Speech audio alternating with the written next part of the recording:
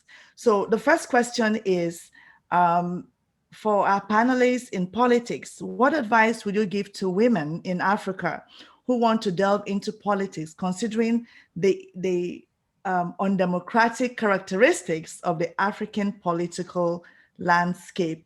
So I'd like to turn it over to Councilor Lovelace, and if Patty is still with us, to attempt to answer this one.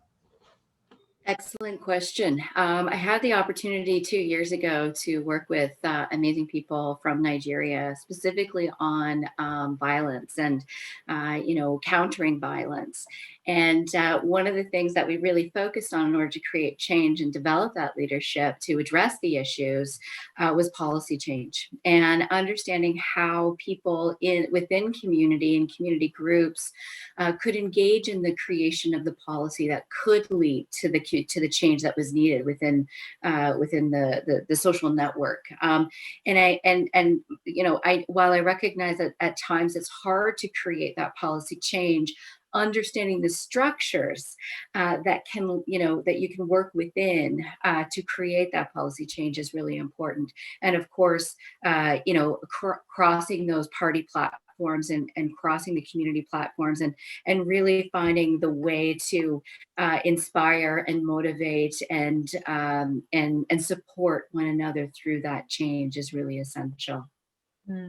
Yeah, and I think that there's a flip side to that as well. I mean, there's the policy side, but I think there's also a lot of important work that can be done at the grassroots side. And I know that there's a lot of work going on in different countries around the world, and particularly, in Africa, at that grassroots, not for profit part. And sometimes, in my previous job with the North End Business Association, a lot of the things we did was just getting people together and doing them, and and not asking for permission. And through that, we showed that we could affect change. And I think that work in part is what helped me with my success in getting elected to council. So I understand, I know I heard in the question, how do you work in an environment where democracy is not always functioning as it should. And so sometimes I think you kind of just need to work around that until it's ready. I think one of the things, like, when you feel like you're exerting all your energy towards something that's never going to accept your energy in that change, it's like find the areas where you can affect change first and then use that as your continuing platform. But I have a feeling that a lot of you know that already.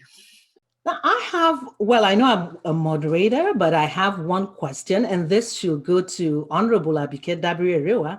I hope she's still with us. My question is this: as a politician, someone who worked in the communications industry, and then you got into politics, how have you been able to navigate the process to work with men in the field? And because I know a lot of men in Nigeria respect you, they hold you in high esteem. You hear some women say, oh, men are not giving us the full opportunity to go ahead, but you have been able to navigate the process. What are you doing differently? Thank you very much, Joy. Like our leaders always says here, power is not served a la carte. Nobody's going to give you the opportunity. You better go there and grab and seize it. But when I was campaigning, I kept saying, I'm not saying vote for me because I'm a woman. I'm saying vote for me because I can do the job. Vote for me because you can trust me. Vote for me because I'm Abike Dabiri and I have my antecedents. Vote for me because I work hard, I have integrity. So I sold myself. So I don't keep saying it's because I'm a woman. And then I realized that you must add value to everything you do.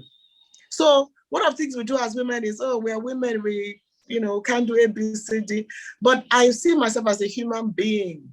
Yes, I'm a woman with virtues and qualities, and I go out there and I add value. For instance, in Parliament, when I became the Chairman House Committee on Diaspora, on Media and Public Affairs, I was in opposition. And it would never happen that they would make an opposition person the spokesperson. But because of how I came because of what I already brought to the table. They just said, look, this is the spokesperson for parliament. So for me, there's no alternative to hard work. I never see men as rivals or anything. I see them as fellow human beings working just as I'm working. It's just that as a woman, sometimes you work 3 times as hard, because despite all you do in politics or in journalism, you still go home and you have to take care of the family. So, and then I work with virtues that I say I always abide by, and that is integrity is my watchword. I am not after money. I just want to work hard, put in my best, add value. When you add value, they're even going to call you to the table. They're going to invite you to say, listen, we need you. You must do ABC. So just add value to what you do. Work hard and never see yourself as less than them or less than any other person. I think that, and then transiting from journalism to politics for me wasn't too difficult, because journalism, the kind of journalism I practiced was like just doing politics on a bigger scale. It was about working with people, solving problems, finding solutions, and being at one with the people. So I hope that answers your question.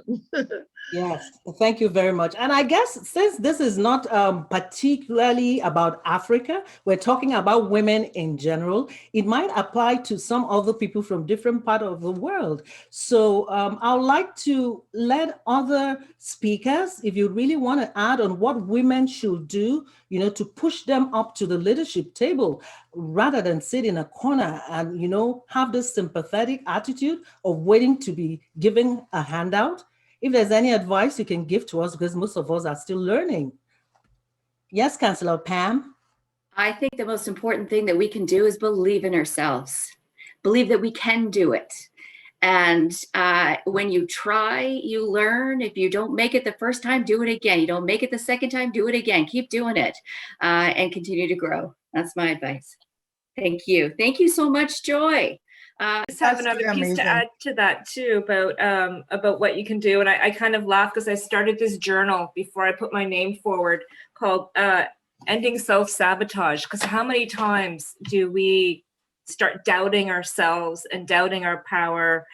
And I really had to work on that before putting my name forward for politics, because it is something that's incredibly vulnerable. You're very, personally vulnerable. You're putting yourself out there for public office. So I think doing any kind of work ahead of time to really strengthen yourself and be able to keep perspective and take criticism, doing any kind of work beforehand, that really, really helps kind of that personal development piece. Okay, well, thank you for adding. And I think Vanessa has something to say as well. Oh, I was going to add to your question about what else we can do. This is a bit personal, but I have witnessed and seen it among other women, is that we often, as Dr. Davila had mentioned, we don't recognize or undervalue our own work. And I'm an advocate for the people that I work with, and I think that I'm such a strong speaker for others. But when it comes to myself, sometimes I'm not always the best. And I see this among other women too. And so my suggestion is that in supporting and surrounding yourself with women, know that they're going to be your voice sometimes when you can't speak up for yourself. The other part of that is, in the undervaluing of your own work with people who are going to see that value. I'm awesome at championing the right prices for the food of the women that are selling food around me. And I let it kind of trickle back, because I need to encourage myself to charge the right price all the time. And it comes back full forward, like making sure that you surround the people who are going to see your value and championing the people around you as well.